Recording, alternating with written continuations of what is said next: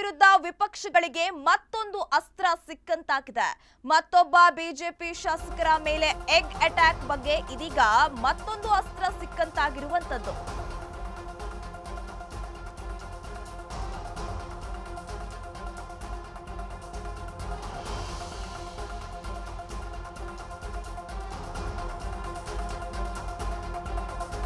ಸರ್ಕಾರದ ವಿರುದ್ಧ ವಿಪಕ್ಷಗಳಿಗೆ ಮತ್ತೊಂದು ಅಸ್ತ್ರ ಸಿಕ್ಕಂತಾಗಿದೆ.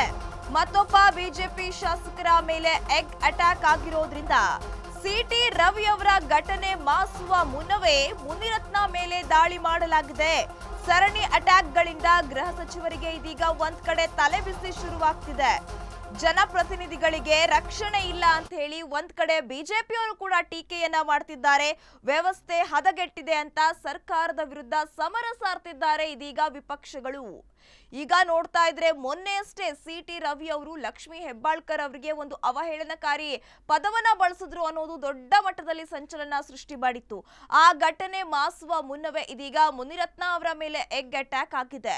ಹಾಗಾಗಿ ಸರಣಿ ಅಟ್ಯಾಕ್ ಗಳಿಂದ ಗೃಹ ಸಚಿವರಾಗಿರುವಂತಹ ಪರಮೇಶ್ವರ್ ಅವರಿಗೆ ತಲೆ ಬಿಸಿ ಆಗ್ತಾ ಇದೆ. ಯಾಕೆ ರಾಜ್ಯದ ವ್ಯವಸ್ಥೆ ಈ ರೀತಿ ಕೆಟ್ಟು ಹೋಗ್ತಾ ಇದೆ ಅಂತ ಹೇಳಿ ಅವರಿಗೂ ಕೂಡ ಒಂದು ದೊಡ್ಡ ಮಟ್ಟದ ತಲೆ ಬಿಸಿ ಆಗ್ತಾ ಇದೆ. ವ್ಯವಸ್ಥೆ ಹದಗೆಟ್ಟಿದೆ ಅಂತ ಸರ್ಕಾರದ ವಿರುದ್ಧ ವಿಪಕ್ಷಗಳು ಈಗ ಸರಣಿ ಸಭೆ ಮಾಡ್ತಿದ್ದಾರೆ. ದ್ವೇಷದ ರಾಜಕಾರಣ ಎಂದಿರುವ ಬಿಜೆಪಿ ನಾಯಕರು, ಹಾಗಾಗಿ ಪದೇ ಪದೇ ಮುಜುಗರ ಎದುರಿಸುತ್ತಿರುವ ಸರ್ಕಾರ, ಎಲ್ಲದಕ್ಕೂ ಉತ್ತರ ಕೊಡಬೇಕಾದವರು ಗೃಹ ಸಚಿವರಾಗಿರುವಂತಹ ಪರಮೇಶ್ವರ್ ಅವರು. ಹೀಗಾಗಿ ಗೃಹ ಸಚಿವ ಡಾಕ್ಟರ್ ಜಿ ಪರಮೇಶ್ವರ್ ಅವರಿಗೆ ಟೆನ್ಷನ್ ಆಗ್ತಾ ಇದೆ. ಈ ಹಿಂದೆಯೂ ಖಾತೆ ಬದಲಿಸುವಂತೆ ಕೇಳಿದ್ರಂತೆ ಪರಮೇಶ್ವರ್ ಅವರು. ಸಿಟಿ ರವಿ ಘಟನೆ ಸಂದರ್ಭದಲ್ಲೇ ಹಸ್ತಕ್ಷೇಪ ಮಾಡಲಾಗಿತ್ತು ಎನ್ನುವ ಆರೋಪ ಕೂಡ ಕೇಳಿಬಂದಿತ್ತು. ಇಲಾಖೆಯಲ್ಲಿ ಹಸ್ತಕ್ಷೇಪ ನಡೆದಿದೆ ಎನ್ನುವ ಆರೋಪ ಕೂಡ ಕೇಳಿಬಂದಿತ್ತು. ಈ ಎಲ್ಲಾ ವಿಚಾರಗಳು ನಡೀತಾ ಇದೆ. ಸದ್ಯ ಸರ್ಕಾರದ ವಿರುದ್ಧ ವಿಪಕ್ಷಗಳಿಂದ ಮತ್ತೆ ವಾಗ್ದಾಳಿಯನ್ನ ನಡೆಸಲಾಗ್ತಾ ಇದೆ. ದ್ವೇಷದ ರಾಜಕಾರಣ ಅಂತ ಹೇಳಿ ಬಿಜೆಪಿ ನಾಯಕರುಗಳು ಕೂಡ ಇದೀಗ ಕೆಂಡ ಕಾರ್ತಿದ್ದಾರೆ. ಪದೇ ಪದೇ ಮುಜುಗರ ಎದುರಿಸುತ್ತಿದೆ ಸರ್ಕಾರ. ಒಂದ್ ಕಡೆ ಸಿಟಿ ರವಿ ಅವರ ವಿಚಾರದಲ್ಲೂ ಕೂಡ ಸಾಕಷ್ಟು ದೊಡ್ಡ ಮಟ್ಟದ ಕೋಲಾಹಲವೇ ಸೃಷ್ಟಿಯಾಗಿತ್ತು. ಈ ಘಟನೆ ಇನ್ನೇನು ಮಾಸುವ ಮುನ್ನವೇ ಇದೀಗ ಮುನಿರತ್ನ ಅವರ ಮೇಲೆ ಎಗ್ ಅಟ್ಯಾಕ್ ಅನ್ನ ಮಾಡಲಾಗಿರುವಂತದ್ದು. ಎಲ್ಲದಕ್ಕೂ ಉತ್ತರವನ್ನ ಕೊಡಬೇಕಾದವರು ಯಾರು? ಗೃಹ ಸಚಿವರಾಗಿರುವಂತಹ ಡಾಕ್ಟರ್ ಜಿ ಪರಮೇಶ್ವರ್ ಅವರು. ಅವ್ರಿಗೆ ಏನ್ ಮಾಡ್ಬೇಕು ಅಂತಾನೆ ಗೊತ್ತಾಗ್ತಾ ಇಲ್ಲ. ಅವ್ರಿಗೆ ತಲೆ ಬಿಸಿಯಾಗಿ ನಿರ್ಮಾಣವಾಗ್ತಾ ಇದೆ. ಮುನಿರತ್ನ ಮೇಲೆ ಮೊಟ್ಟೆ ಎಸೆದ ಕೇಸ್ಗೆ ಈಗ ಟ್ವಿಸ್ಟ್ ಕೂಡ ಸಿಗ್ತಾ ಇದೆ. ಇದರ ಕುರಿತು ಹೆಚ್ಚಿನ ಅಪ್ಡೇಟ್ಸ್ ಕೊಡಲು ನಮ್ಮ ಪ್ರತಿನಿಧಿ ಹನುಮಂತು ದುರ್ಗದ ದೂರವಾಣಿ ಸಂಪರ್ಕದಲ್ಲಿದ್ದಾರೆ. ಹನುಮಂತು, ಈಗ ಮುನಿರತ್ನ ಅವರ ಮೇಲೆ ಒಂದು ಎಗ್ ಅಟ್ಯಾಕ್ ಆಗಿದೆ. ಸರ್ಕಾರದ ವಿರುದ್ಧ ವಿಪಕ್ಷಗಳಿಗೆ ಮತ್ತೊಂದು ಅಸ್ತ್ರ ಸಿಕ್ಕಂತಾಗಿದೆ ಅಂತಾನೆ ಹೇಳ್ಬಹುದು. ಇದರ ಕುರಿತು ಹೆಚ್ಚಿನ ಡೀಟೇಲ್ಸ್ ಕೊಡೋದಾದ್ರೆ. ಸುರಭಿ, ಇಡೀ ರಾಜ್ಯ ರಾಜಕಾರಣದಲ್ಲಿ ಇತ್ತೀಚೆಗೆ ಒಂದಷ್ಟು ಪ್ರತಿಪಕ್ಷಗಳ ಸದಸ್ಯರ ಮೇಲೆ ಒಂದಷ್ಟು ದಾಳಿಗಳಾಗ್ತಾ ಇರುವಂತ ಹಿನ್ನೆಲೆಯಲ್ಲಿ ಸರ್ಕಾರ ಪದೇ ಪದೇ ಮುಜುಗರಕ್ಕೆ ಒಳಗಾಗುವಂತ ಪರಿಸ್ಥಿತಿ ನಿರ್ಮಾಣ ಆಗ್ತಾ ಇರುವಂತದ್ದು. ಬೆಳಗಾವಿಯಲ್ಲಿ ನಡೆದಂತ ಚಳಿಗಾಲದ ಅಧಿವೇಶನ ಏನಿದೆ, ಆ ಚಳಿಗಾಲದ ಅಧಿವೇಶನದ ಸಂದರ್ಭದಲ್ಲೂ ಕೂಡ ಸಿಟಿ ರವಿ ಅವರ ಮೇಲೆ ಹಲ್ಲೆ ಆಗಿತ್ತು ಅನ್ನೋಂತ ಕಾರಣಕ್ಕಾಗಿ ಇಡೀ ಬಿಜೆಪಿನೇ ಒಂದಾಗಿ ಹೋರಾಟವನ್ನ ನಡೆಸೋದ್ರ ಮೂಲಕ ಒಂದಷ್ಟು ಸರ್ಕಾರದಕ್ಕೆ ಮುಜುಗರ ಉಂಟು ಮಾಡುವಂತ ಎಲ್ಲಾ ರೀತಿಯ ಸಕ್ಸಸ್ ಆಗಿತ್ತು.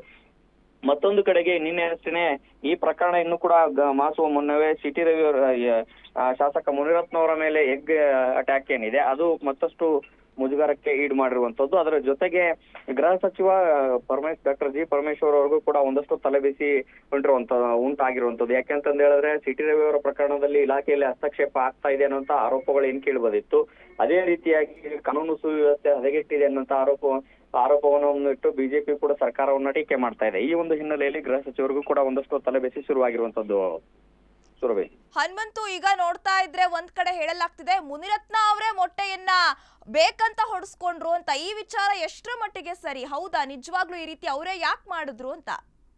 ಸುರಭಿ, ತನಿಖೆಯ ಮೂಲಕ ಸತ್ಯಾಸತ್ಯತೆ ಹೊರಗಡೆ ಬರಬೇಕಾಗಿದೆ. ಆದ್ರೆ ರಾಜಕೀಯವಾಗಿ ಆರೋಪ ಪ್ರತ್ಯಾರೋಪಗಳು ಈ ರೀತಿ ಕೇಳಿ ಬರ್ತಾ ಇರುವಂತದ್ದು. ಒಂದು ಸಹಜವಾಗಿನೇ ಇಲ್ಲಿ ಕ್ಷೇತ್ರದಲ್ಲಿ ಕುಸುಮಾ ಅವರು ಅನ್ನುವಂತ ಕುಸುಮಾ ಅವರ ಕಡೆಯಿಂದ ಅವರ ಬೊಬ್ಬಟ್ಟು ಮಾಡಿರುವಂತದ್ದು ಮುನಿರತ್ನ ಅವರು. ಸೇಮ್ ಟೈಮ್ ಅವರಿಂದ ಅವರೇ ಹೊಡ್ಕೊಂಡಿದ್ದಾರೆ ಅನ್ನುವಂಥದ್ದು. ಮತ್ತೆ ಇದೆಲ್ಲವೂ ಕೂಡ ನಾಟಕೀಯ ಬೆಳವಣಿಗೆ, ಸಿಂಪತಿ ಗಿಟ್ಟಿಸ್ಕೊಳ್ಳೋಕೆ ಅನ್ನುವಂತ ಮಾತನ್ನ ಕುಸುಮಾ ಅವರು ಟ್ವೀಟ್ ಮೂಲಕ ಎಕ್ಸ್ ನಲ್ಲಿ ಅವರು ಹೇಳಿರುವಂತದ್ದು.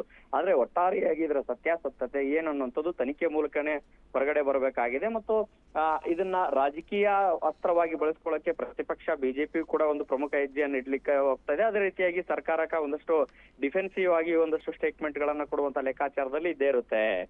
Surabhi. Okay, thank you Hanumanth ತಮ್ಮೆಲ್ಲ ಡೀಟೇಲ್ಸ್ಗೆ.